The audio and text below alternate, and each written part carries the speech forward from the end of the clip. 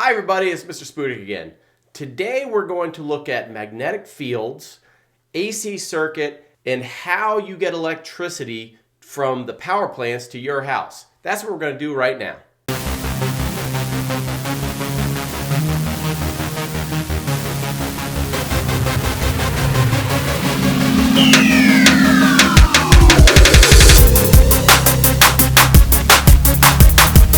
Hey everybody. Okay, so let's talk about electric circuits and talk about first magnetic fields. So it's important to remember what a magnetic field looks like. Okay, so if we have a north and south pole like you see here, the key thing is that you're going to have lines going in between them, right? Going through there and maybe a little bit over there. And it's important to remember that there are always magnetic fields going between a north pole and a south pole and vice versa. All right, so moving on. Let's talk about a scientist. We had a scientist that was one time just looking at electricity and looking at current flowing and accidentally had a compass nearby. And what happened was when the current turned on, the magnetic field of the electric current caused the compass to turn. So he didn't realize about it yet, but the compass, which would normally be north and south, all of a sudden turned and adjusted itself to a magnetic field being created by electric current. Okay, so you turn it off, it went back north-south, you turn it back on, and it realigned itself back to the magnetic field. So what we realized, and what that scientist realized, was that electric current creates a magnetic field.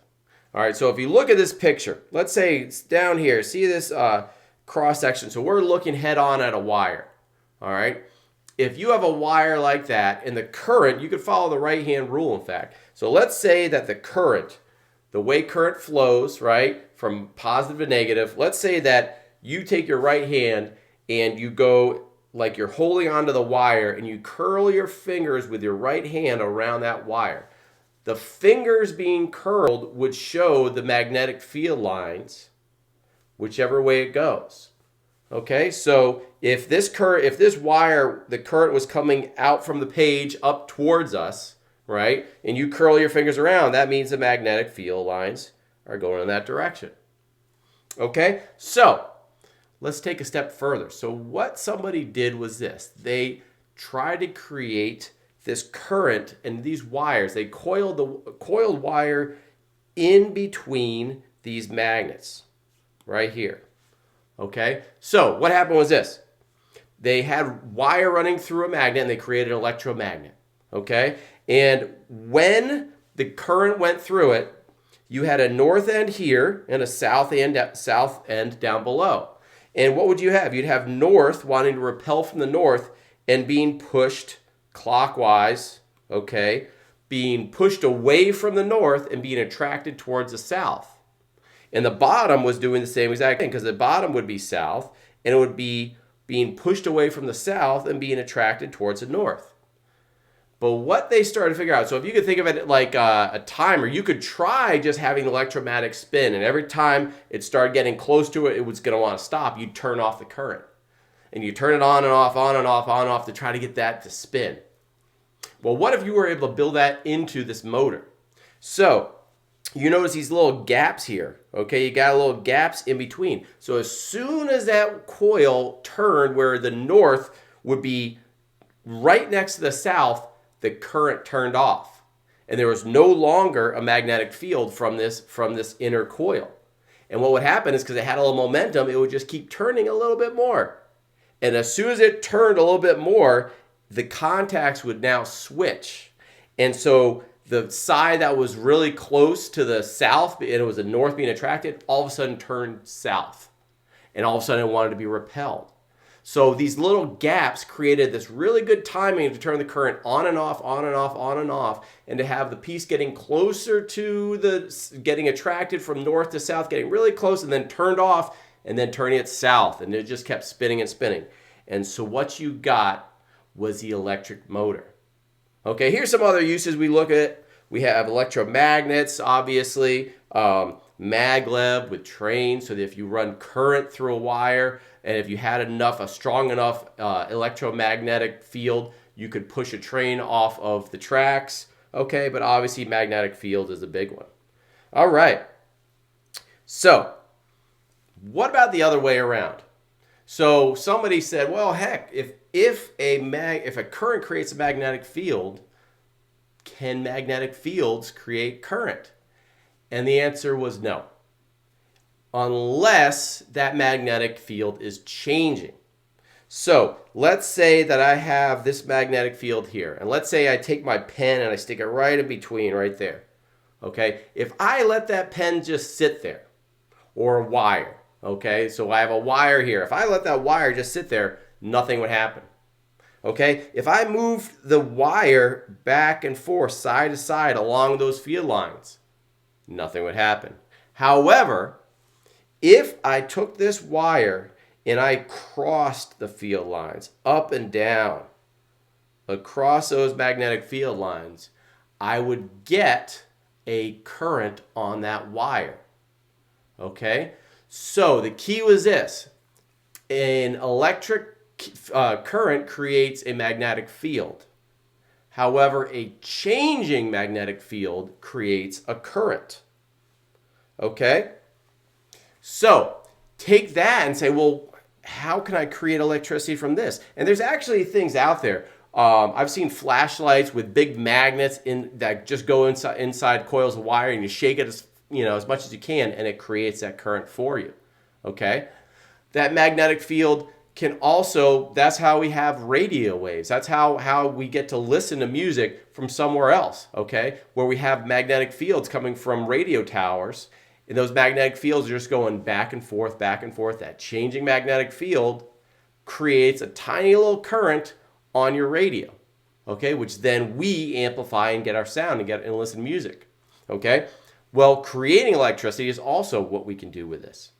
So the idea was this: think about that motor again, okay? So we have our solid state magnets right there, but then we take the wire from that motor and we spin that wire ourselves. We put in the power to spin those wires. Well, as you spin those wires, they're constantly crossing the magnetic field lines that are going between those solid state magnets. And what you get is a constant creation of electric current. Okay, so how do we use this to get electricity?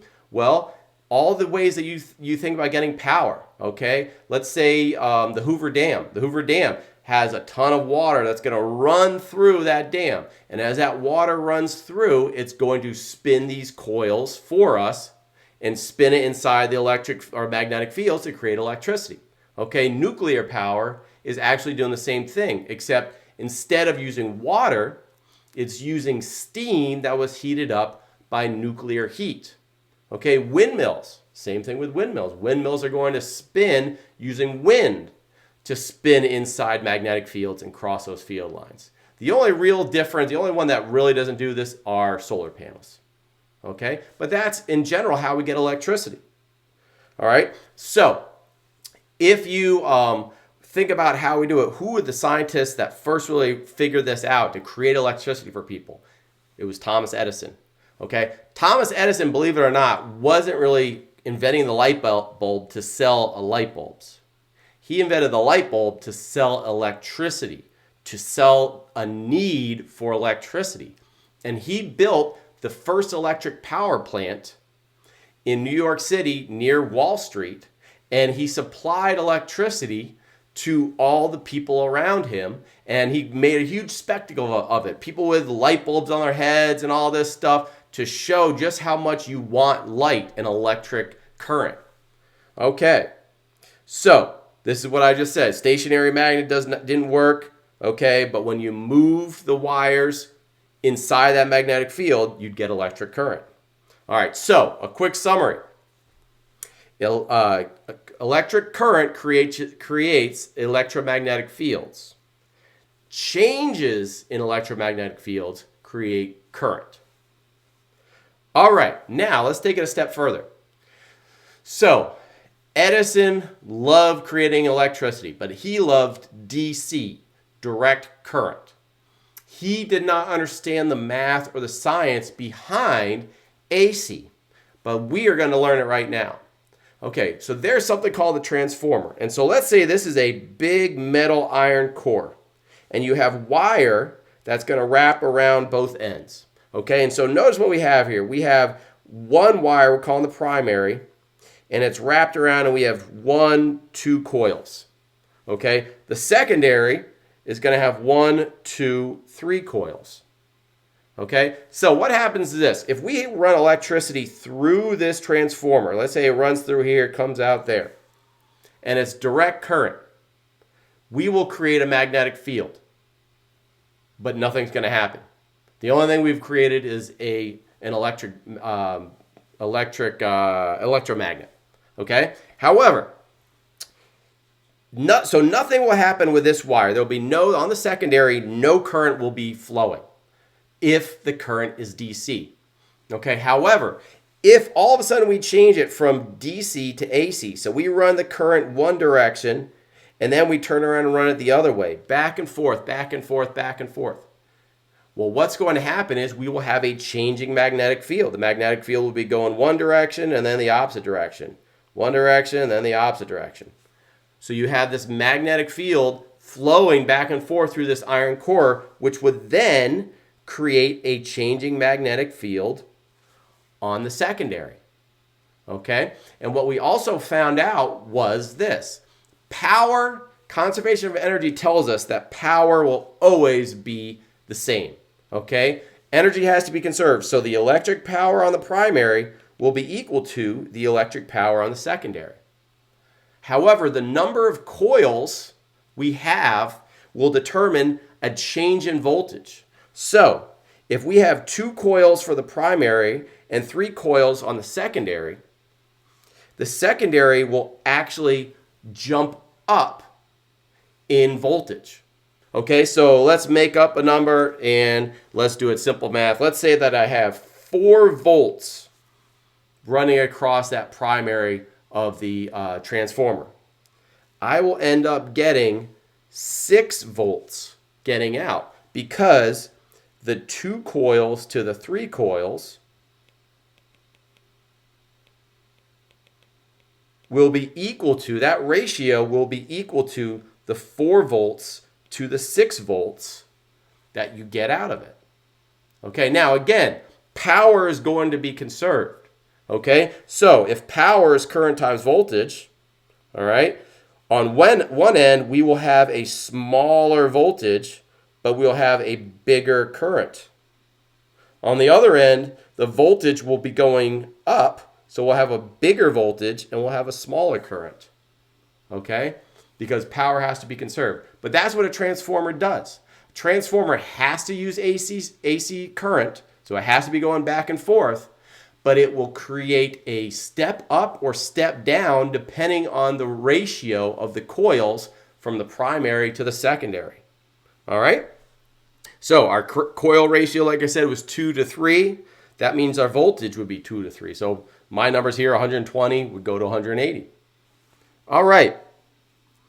Now, and we would call that step up. Now, what I want you to understand is this. Thomas Edison was very much opposed to alternating current. He did not understand it, and he was worried that people would always be injured. Okay, so that caused him to be limited with his supply of electricity. Because there was no transformer that can be used for DC circuits, he could only supply electricity to those people around him. So only a few number of blocks around him would actually be able to get Thomas Edison's electricity DC before you would lose all that energy. Because you cannot take a DC current and run it very far. You can't run that across the country and expect to get a lot of electricity off of that wire. So, what other people realize, okay, especially Tesla, okay, Nikola Tesla, who understood the science a little better, Nikola Tesla was one to figure out that if we used AC, we could use these transformers to send something with a really, really low amount of current and a really high voltage long distances. Okay? And then when the current got close to the houses, you would use a transformer to step down the voltage, okay, from crazy amounts of voltage, 10,000 volts, step it down to 120 volts that you get in your house, because in the United States of America, you get 120 volts AC, okay? Step it down, and the current could then go up. So the idea with power plants is that you will have a really high voltage, okay? And then through transformers and through changes in the power plants, or through the transformers you will get voltages that are still really high and have a really small amount of current, to finally what you get in your house, which will have a much smaller voltage and a much higher current. Okay, so that is the idea, and that's why, honestly, Thomas Edison, who became this, an amazing robber baron, making all kinds of money for his company General Electric, Edison's General Electric, it also kind of was the demise of him with power, because other companies came along promising to supply electricity much farther distances than Edison could do. Okay.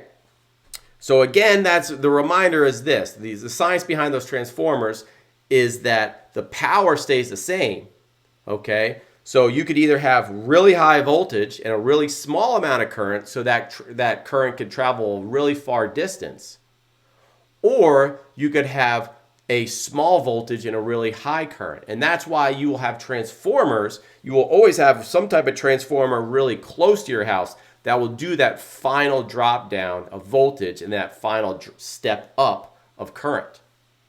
Okay, and again, here's another example. And you see some of these voltages that can be supplied. And the voltage is here, okay, going to your houses, where then it drops down to 120 volts. Thanks for watching, and I'll see you next time.